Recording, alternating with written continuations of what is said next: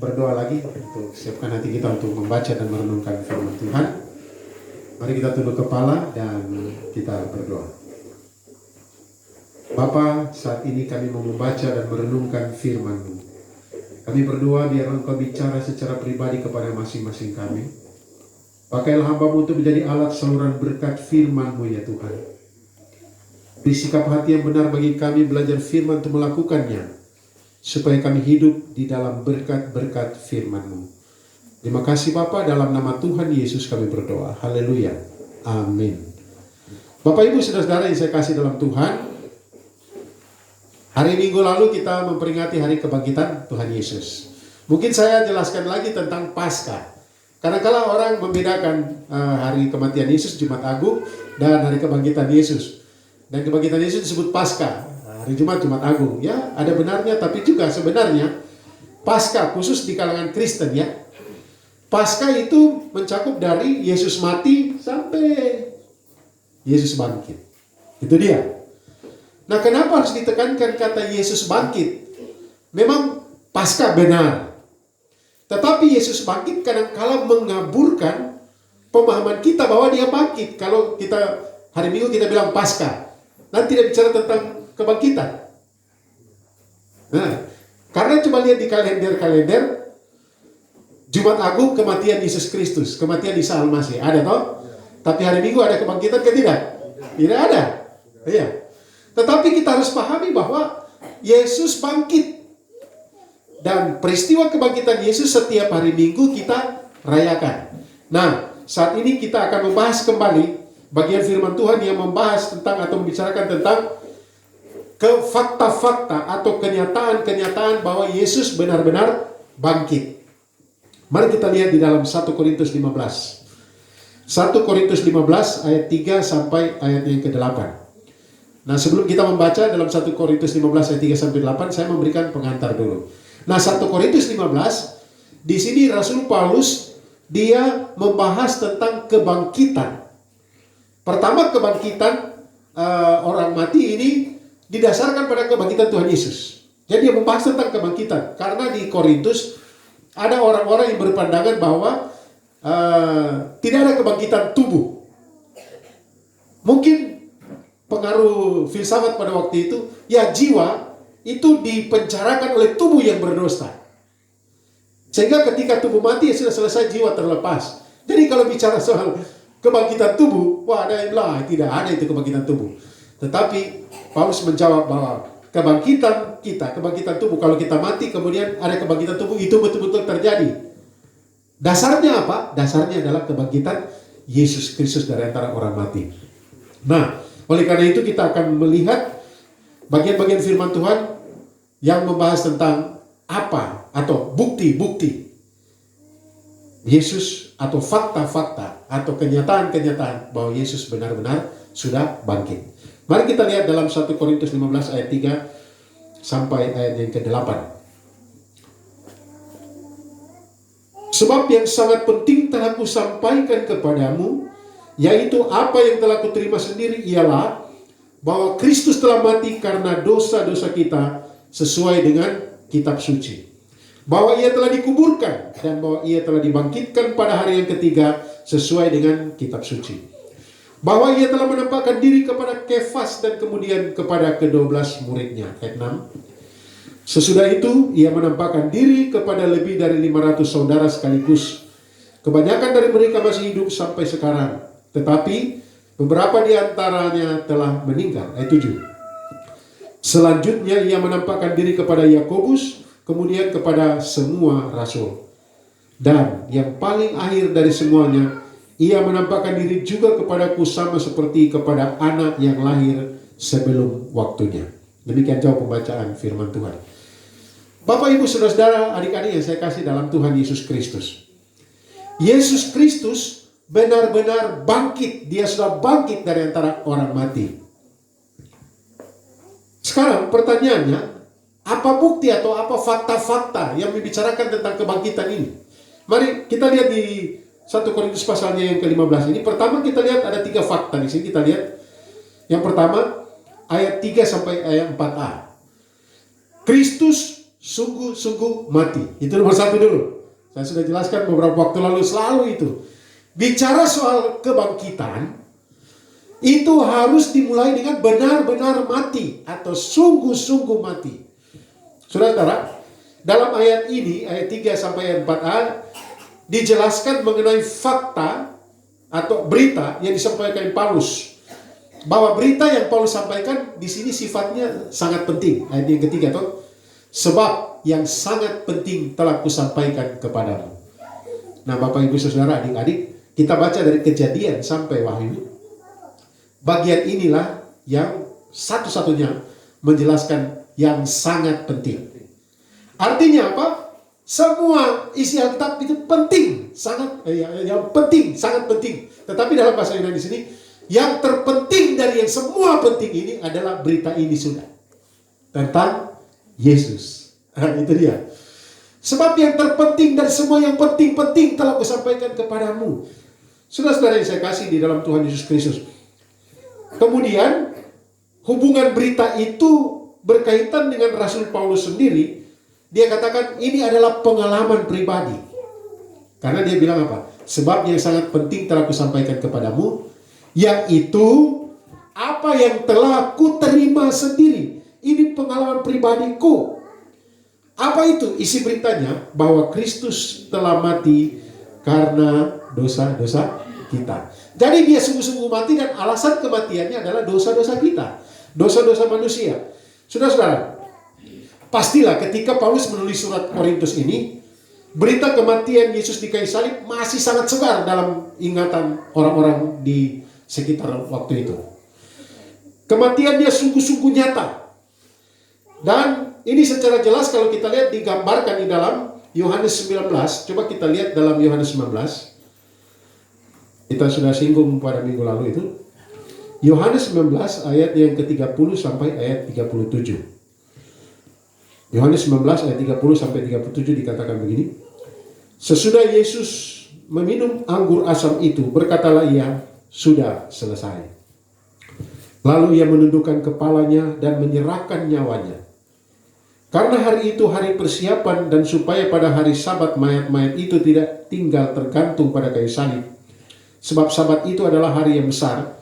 Maka datanglah orang-orang Yahudi kepada Pilatus dan meminta kepadanya supaya kaki orang-orang itu dipatahkan dan mayat-mayatnya diturunkan.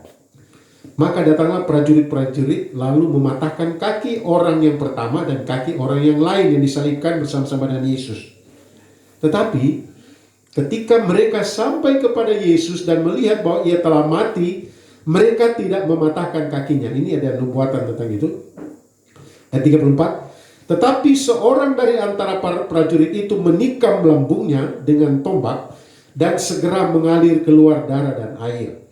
Dan orang yang melihat hal itu sendiri yang memberikan kesaksian ini dan kesaksiannya benar. Dan ia tahu bahwa ia mengatakan kebenaran supaya kamu juga percaya. Sebab hal itu terjadi supaya genaplah yang tertulis dalam kitab suci. Tidak ada tulangnya yang akan dipatahkan. Dan ada pula nas yang mengatakan mereka akan memandang kepada dia yang telah mereka tikam. Jadi Bapak Ibu Saudara, dalam Yohanes 19 ayat 30 sampai 37 ini ada beberapa fakta dari Injil Yohanes yang menjelaskan bahwa Yesus benar-benar atau sungguh-sungguh mati. Yang pertama, kaki Tuhan Yesus tidak dipatahkan para prajurit karena ia sudah mati. Itu yang pertama. Jadi dikatakan bahwa hari Sabat itu kan mulai jam 6, hari Jumat jam 6 sore. Ini Yesus mati jam 3 kan? Mulai tergantung dan mereka lapor ke Pilatus, kasih turun mayat-mayat atau tidak boleh ada tergantung di salib. Takutnya mereka mati jam 7, jam 8, nanti sepanjang Sabat ada tergantung mayat, itu tidak boleh. Sehingga mereka lapor ke Pilatus, lebih baik turunkan mayat, tapi belum mati orang-orangnya. Nah caranya yaitu mereka pukul kaki atau tempurung kaki orang yang disalibkan. Nah dikatakan di situ mereka pukul atau patahkan kaki yang orang pertama dan orang yang kedua, tapi pada waktu pergi ke Yesus sudah mati. Mereka juga heran, dan kita sudah belajar pada minggu lalu pada waktu hari Jumat itu Yesus mati bukan karena nyawanya dirampas dari dia kan, tapi dia menyerahkan nyawanya kepada Bapa. Ya Bapa, ke dalam tanganmu kuserahkan nyawaku. Itu fakta pertama. Fakta kedua, jadi fakta pertama, kakinya dipatahkan. Memang sudah nubuat. Tapi memang karena dia sudah mati. Yang kedua, lambungnya ditikam dengan tombak untuk memastikan kematiannya. Dan dikatakan keluar darah dan air. Ada banyak tafsiran soal keluar darah dan air. Tapi dicerita di situ artinya mungkin ini bukan firman Tuhan. Ini prajurit sudah mati. Dan satu prajurit bilang, ini kalau mati kan belum, tusuk saja. Dia punya lambung. Keluarlah, jadi lambung itu disobek, itu keluar darah dan air. Nah, itu untuk memastikan kematiannya, dan Yesus benar-benar mati. Dan pada waktu ditusuk lambungnya, Yesus tidak rasa sakit lagi, sudah mati. Saudara-saudara, dan di sini dalam Yohanes pasal yang ke-19 ayat 35, Yohanes yang menulis Injil ini mengatakan apa yang dia ceritakan ini suatu kebenaran. Kematian Yesus adalah sebuah kebenaran. Saudara-saudara yang saya kasih dalam Tuhan Yesus Kristus, Tuhan Yesus sungguh-sungguh mati. Ia mati karena dosa-dosa kita. Nah, perjanjian baru lebih banyak menjelaskan soal kematian Yesus. Karena apa? Karena kematian Yesus ini sulit dijelaskan. Bagaimana mungkin Mesias mati? Bagaimana mungkin kematiannya itu menjadi sebagai salah satu jalan atau sebagai satu-satunya jalan untuk keselamatan? Tak mungkin. Ini bodoh namanya. Mereka mengambil sebuah kelemahan. Dan sehingga Alkitab menjelaskan tentang kematian Yesus Kristus. Salib dan kematiannya juga sangat sulit dijelaskan karena dunia ini menganggap bahwa peristiwa salib ini peristiwa yang keji, memalukan. Dan merupakan suatu kegagalan hidup. Akan tetapi saudara-saudara, Alkitab mengatakan bahwa Kristus telah mati alasannya karena dosa-dosa kita. Roma 5 ayat 8. Akan tetapi Allah menunjukkan kasih-Nya kepada kita oleh karena Kristus telah mati untuk kita ketika kita masih berdosa. Tuhan Yesus benar-benar telah mati. Sebagai fakta selanjutnya bahwa Ia benar-benar mati dikatakan ayatnya yang keempat di 1 Korintus, kita kembali 1 Korintus 15. Bahwa Kristus telah mati karena dosa-dosa kita, kemudian ditegaskan karena Dia sudah mati, Dia dikuburkan. Ya kan? Ayat yang keempat. Bahwa Ia telah dikuburkan. Saudara-saudara yang saya kasih dalam Tuhan Yesus Kristus, karena Yesus benar-benar mati, karena Yesus telah dikuburkan dan benar-benar mati, dan kalau Yesus sungguh-sungguh mati, maka pendamaian dan penebusan di kayu salib itu tidak sia-sia. Tapi kalau Yesus tidak mati di kayu salib, maka tidak ada penebusan, tidak ada pendamaian, tidak ada pembenaran.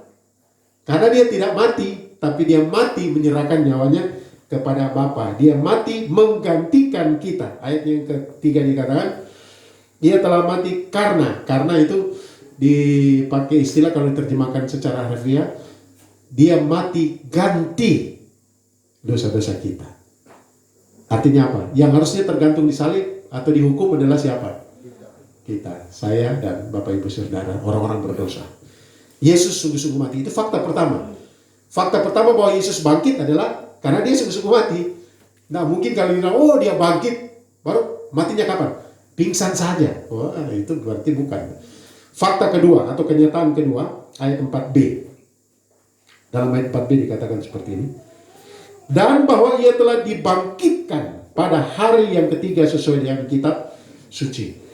Saudara-saudara, kematiannya yang sungguh-sungguh nyata merupakan dasar dari kebangkitannya. Ditegaskan bahwa Ia mati dan dikuburkan. Ini suatu penegasan dasar yang memberitakan kebangkitannya. Nah, ada pendapat klasik yang beredar. Kita sudah membicarakan pada minggu lalu. Jadi pada waktu kebangkitan Yesus kan batu digulingkan. Ya tak? Batu digulingkan bukan supaya Yesus yang bangkit bisa keluar free-free. Tidak. Batu yang digulingkan ini adalah supaya orang-orang yang dari luar bisa masuk ke dalam free-free untuk melihat memang tidak ada kubur kosong. Karena Yesus sudah di luar, sudah bangkit.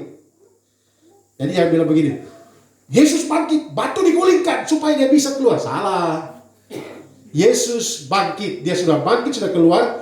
Batu digulingkan oleh malaikat-malaikat supaya orang bisa masuk ke dalam dan melihat kubur benar-benar telah kosong. Tetapi cerita omong kosong diceritakan oleh atau dikondisikan oleh pengawal-pengawal yang menjaga yang menjaga kubur dan ahli-ahli Taurat, imam-imam besar. Jadi kan penjaga-penjaga mereka ketakutan pada waktu itu toh. Setelah mereka sadar, mereka lihat kubur sudah kosong dan mereka lari menghadap kepada imam besar. Melaporkan, dan imam besar, jangan kasih tahu. Bilang saja begini, mayatnya malam-malam dicuri oleh murid-muridnya dan mereka bayar sogok.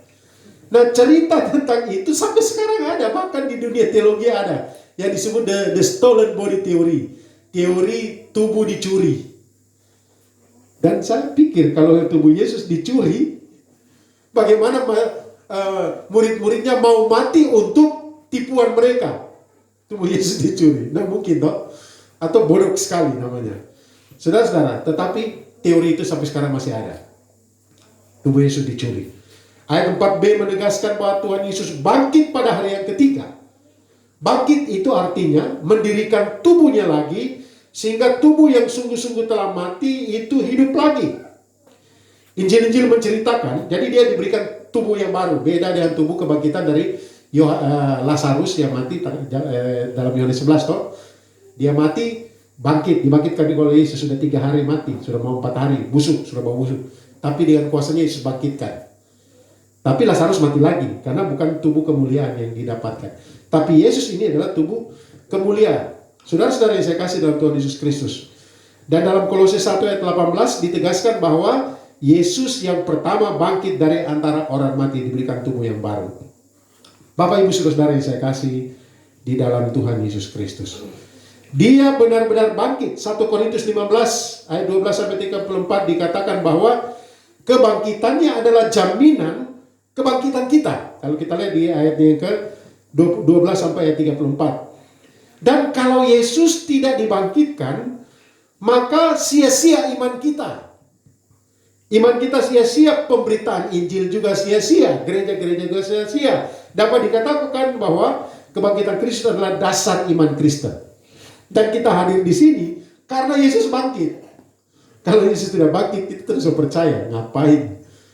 Dia manusia biasa saja. Tetapi karena dia Allah yang menjadi manusia, mati di kayu salib, dia serahkan nyawanya sementara waktu kepada Bapa, dan dia bangkit pada hari yang ketiga. Saya ulangi jelaskan tentang hari yang ketiga ya, supaya kita tidak dipengaruhi oleh ajaran-ajaran sesat yang bikin Tom bingung dan sakit kepala dan kita bilang, betul. Kalau kita hitung 24 jam, memang Yesus bukan, memang kalau hitung 24 jam, ya matinya jam berapa? Jam 3 sore hari Jumat. Jadi satu hari kalau hitung 24 jam, hari Sabtu, hari jam 3 sore berarti satu hari. Kemudian hari Minggu jam 3 sore berarti 2 kali 24 jam. Harusnya hari Senin jam 3 sore bangkit, 3 hari toh? Tapi yang dimaksud bangkit pada hari yang ketiga ialah, jadi perhitungan pada waktu itu sebagian hari dianggap satu. Jadi dari jam 3 sore sampai jam 6 sore hari Jumat, itu hari pertama. Jam 6 sore hari Jumat sampai hari Sabtu jam 6 sore hari kedua. Jam 6 sore hari Sabtu sampai Minggu subuh itu hari ketiga. Ini gambaran saja ya, supaya kita paham soal itu. Karena orang sekarang ada Yesus tidak bangkit, itu tipu saja. Kalau dia bangkit harusnya hari Senin. Dan Yesus betul-betul bangkit karena dia tidak dirampas nyawanya, tapi dia serahkan kepada Bapa 3 hari. Dikatakan dalam pengakuan iman turun ke dalam kerajaan maut. Pada hari yang ketiga bangkit. Nah, bangkit ada istilah juga, Yesus bangkit berarti membangkitkan diri sendiri. Dibangkitkan Allah, kan dia Allah. Tapi dia serahkan nyawanya kepada Bapa dan pada waktu itu dikembalikan lagi, bangkit. Saudara-saudari saya kasih dalam Tuhan Yesus Kristus. Kenapa ini saya harus sampaikan? Ajaran-ajaran sesat sekarang begitu pesat meragukan ketuhanan daripada Yesus dan menyikat habis tentang kebangkitan Yesus. Sehingga ada teori yang bilang begini, dengar baik-baik, ini sesat, ini salah. Ada orang bilang begini, saudara-saudara, Yesus bangkit atau tidak bangkit itu tidak masalah. Masalahnya, apakah kita percaya dia bangkit atau tidak bangkit? Seperti benar ya, seperti benar. Memang itu iman. Apakah beriman bahwa Yesus bangkit? Amin. Nah, kalau begitu, imani bahwa dia bangkit. Soal dia bangkit atau tidak bangkit, itu bukan urusan, tapi imanmu. Salah. Itu berarti mengabaikan sejarah, historis. Ingat, di pengakuan iman, yang menderita sengsara di bawah pemerintahan Pontius Pilatus. Artinya Pontius Pilatus ada dalam sejarah dunia dicatatkan. Dan Yesus ada pada waktu itu. Mati, betul-betul mati. Jadi dia bangkit. Memang benar-benar bangkit secara sejarah. Historinya bangkit. Bukan iman. Kita percaya atau tidak percaya, Yesus sudah bangkit. Itu kata balik toh. Yesus bangkit kah tidak kah? Yang penting apakah percaya kah tidak. Tapi harusnya imannya begini. Kita percaya atau tidak percaya, Yesus bangkit. Kita percaya Tuhan ada atau tidak ada, Tuhan tetap ada. Itu ya. Bapak Ibu Saudara, nyatakan iman kita betul-betul Yesus sudah bangkit. Karena dia bangkit, ada hari esok bagi kita. Karena dia bangkit, maka kita tidak usah takut menghadapi masa depan. Masa depan kan dua. Mati, saya masuk surga atau tidak? Kalau saudara beriman sungguh-sungguh, iya Yesus sudah bangkit. Dia membuka jalan ke surga. Melalui kematiannya kita damaikan. Tapi juga masa depan kita.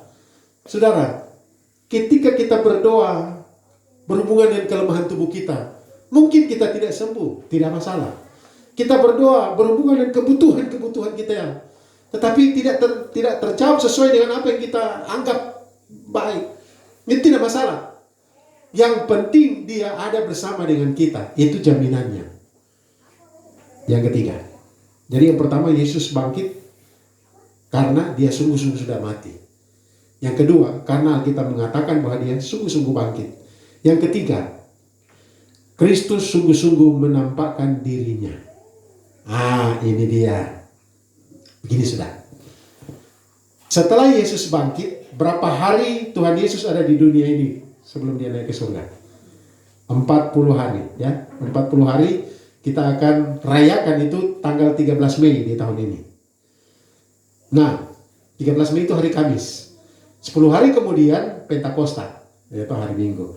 Nah saudara, mengapa harus 40 hari Tuhan Yesus dia bersama-sama dengan muridnya? Untuk meyakinkan, saya ini loh bukan hantu, saya ini bangkit. Kan awal-awalnya mereka tidak percaya toh. Pada waktu ketemu Yesus bilang tebarkanlah jalamu, dan mereka heran-heran ini. Betul, Yesus bilang saya ini, aku ini. Mari kasih roti itu sama makan.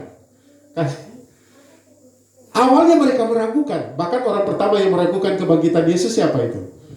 Thomas. Jikalau saya belum mencucukkan jari saya di bekas paku atau tombak lambungnya, saya tidak percaya. Tetapi ketika dia bertemu Yesus, apakah dia minta, mana kau boleh? Tidak. Waktu dia lihat Yesus, langsung dia, ya Tuhanku dan Allahku. Dan Yesus berkata, kalau engkau sudah lihat baru kau percaya, berbahagialah kita yang tidak melihat namun percaya. Dan memang orang percaya, orang Kristen saat ini, kita hidup bukan karena melihat, tapi karena percaya. Saudara-saudara yang saya kasih dalam Tuhan Yesus Kristus, dia menampakkan diri untuk membuktikan bahwa dia bangkit. Bahkan dikatakan di sini, pertama kali dia menampakkan diri, kalau kita lihat di sejarah di kitab Injil, kepada Maria Magdalena dan perempuan-perempuan yang lain. Kemudian kasih tahu Petrus. Petrus mungkin tidak percaya, lari-lari dia pergi lihat. Ada kubur kosong. Nah saudara, tapi di dalam 1 Korintus 15 ini dikatakan seperti ini. Ayatnya yang ke-6, 5. Bahwa ia telah menampakkan diri kepada Kefas. Kefas ini Petrus. Dan kemudian kepada ke-12 muridnya. Ia menampakkan diri kepada lebih dari 500 saudara sekaligus. Dan kebanyakan dari mereka masih hidup sampai sekarang. Tetapi beberapa di antaranya sudah meninggal. Paulus ingin menegaskan begini. Dia menampakkan diri kepada murid-muridnya. Tetapi kepada 500 orang sekaligus. Kalau tidak percaya, tanya mereka. Sebagian besar masih hidup, beberapa sudah meninggal memang. Tanya. Artinya, peristiwa kebangkitan Kristus adalah peristiwa yang benar-benar terjadi, dibuktikan dengan dia menampakkan diri dan tinggal bersama-sama dengan murid-muridnya, bahkan 500 orang sekaligus menyaksikan kenaikannya ke surga. Atau bersama-sama dan melihat dia, dikatakan Paulus itu. Yesus benar-benar menampakkan diri karena dia bangkit. Bapak, Ibu, Saudara yang saya kasih dalam Tuhan Yesus Kristus, Yesus berkata, akulah kebangkitan dan hidup. Barang siapa percaya kepadaku, ia akan hidup walaupun sudah mati. Yohanes 11 ayat 21. Artinya, penampakan diri Yesus yang bangkit itu memberikan jaminan bahwa ia adalah pribadi yang berkuasa. Dan Yesus yang berkuasa itu, dia sudah naik ke surga. Dan sebelum dia naik ke surga, dia bilang apa? Pergilah, jadikanlah semua bangsa muridku, baptislah mereka dalam nama Bapa dan Anak dan Roh Kudus, dan ajarlah mereka melakukan apa yang kuperintahkan kepadamu. Kemudian ayat terakhir bilang, dan ketahuilah apa? Aku menyertai kamu senantiasa sampai kapan? Sampai kepada akhir zaman. Kalau dia memberikan jaminan, aku menyertai engkau sampai akhir zaman. Apa yang kita perlu takut tentang masa depan? Ketakutan itu kadang-kala datang. Tetapi berilah dirimu dikuasai oleh Tuhan. Pikiranmu, kuasailah pikiranmu di dalam Kristus. Saudara-saudara yang saya kasih dalam Tuhan Yesus Kristus, di masa-masa pandemi ini, kadang-kala kita sudah frustrasi. Kadang-kala orang, ini sudah masa-masa nek, orang bilang nek, pakai masker, aduh, macam malas nih. Pakai atau ikut protokol kesehatan. Coba kita bandingkan dengan bulan-bulan April tahun lalu. Sungguh mati, masih bunyi ambulans, semua langsung masuk rumah. Jangan virus dia terbang datang ke kita. Aduh.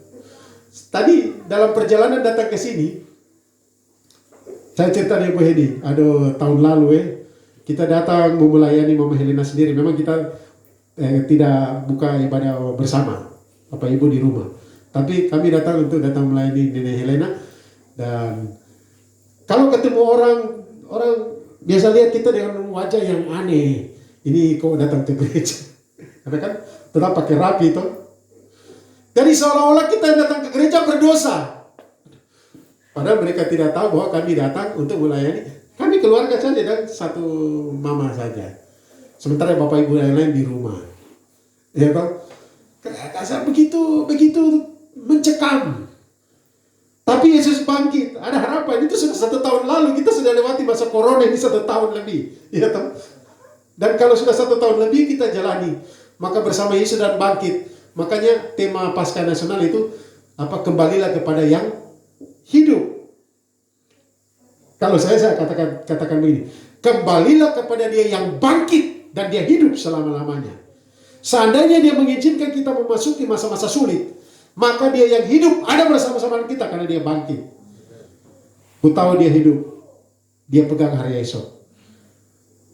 Ku tidak tahu tentang masa depan, yang ku tahu dia pegang tanganku. Yesus bangkit, bersukacitalah. Nah, kapan kita merayakan hari kebangkitan Yesus? Setiap hari Minggu. Karena itu, mari setiap hari Minggu kita datang ibadah. Waktu kita datang ibadah, orang tanya, kamu ibadah? Ibadah dalam rangka apa? Oh, saya mau beribadah karena ini hari Sabat. Salah, ini bukan hari Sabat ini. Ini hari pertama. Tapi katakan, saya mau beribadah hari Minggu karena Yesus bangkit hari Minggu. Hari Sabat itu ada Sabat nanti, yaitu surga. Karena Sabat itu artinya istirahat. Istirahat selama-lamanya bersama Yesus di surga. Karena Yesus adalah Tuhan atas segala hari Sabat. Kita beribadah hari Minggu karena Yesus bangkit pada hari Minggu. Dan ketika kita datang ke gereja, kita katakan dia bangkit. Saya tidak takut menghadapi masa depan. Kalau ketakutan itu datang, bawalah kepadanya yang memegang masa depan. Tuhan memberkati kita sekalian. Mari kita tunduk kepala dan kita berdoa. Kami bersyukur ya Tuhan karena saat ini kami belajar firman Tuhan yang mengatakan bahwa Engkau sudah bangkit, dan kalau memang Engkau tidak bangkit, maka sia-sia semua kepercayaan kami, sia-sia segala upaya-upaya untuk memberitakan Injil atau memberitakan firman. Namun kami bersyukur bahwa Engkau sungguh-sungguh bangkit, Engkau sudah bangkit dari antara orang mati. Terpujilah Engkau ya Tuhan, bersyukur untuk firman-Mu, dan biarlah nama-Mu dikuduskan dan dimuliakan. Di dalam nama Tuhan Yesus kami berdoa, haleluya, amin. Saya kembalikan kepada pengacara.